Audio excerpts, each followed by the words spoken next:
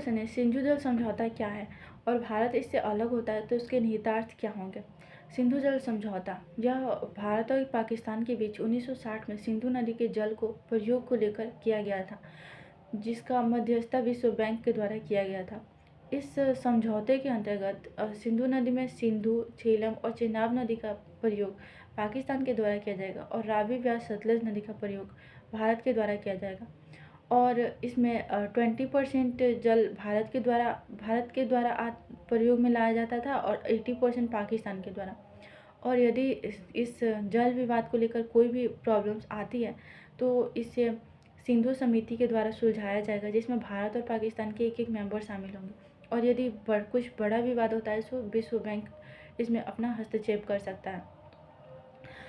वर्तमान में भारत ने इससे अलग होने की बात की है, क्योंकि भारत को अधिक मात्रा में जल का प्रयोग नहीं हो पा रहा है, जिसके कारण भारत ने सिंधु जल समझौता से अलग होने का प्रस्ताव रखा है। परंतु यदि भारत इस समझौते से अलग होता है तो उसके निम्नलिखित निहितार्थ हो सकते हैं। जैसे सबसे पहले तो यदि भारत इस समझौते से अलग होता है तो पाकिस्तान में अशांति उत्पन्न हो सकती है, जिसके कारण पाकिस्तान कोई नया कदम उठा सकता है जो भारत के हित में नहीं होगा। साथ ही यदि इस समझौते से भारत अलग होता है तो चीन का खतरा बढ़ सकता है। हो सकता है कि चीन ब्रह्मपुत्र जल विवाद पे ब्रह्मपुत्र नदी पर अपना कब्जा स्थापित करे, जिससे कि भारत के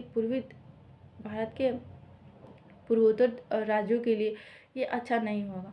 और इसके अलावा भारत इससे अलग होता है तो उसके आर्थिक हितों के लिए भी अच्छा नहीं होगा, क्योंकि इस पे बहुत अधिक नदी जल परियोजनाएं हैं जो कि भारत में महत्वपूर्ण भूमिका निभाती है। साथ ही यदि भारत इससे अलग होता है तो विश्व में भारत की एक उदार नीति है, और यदि भारत इससे अलग होता है तो भारत की छवि भी खराब हो सकती है।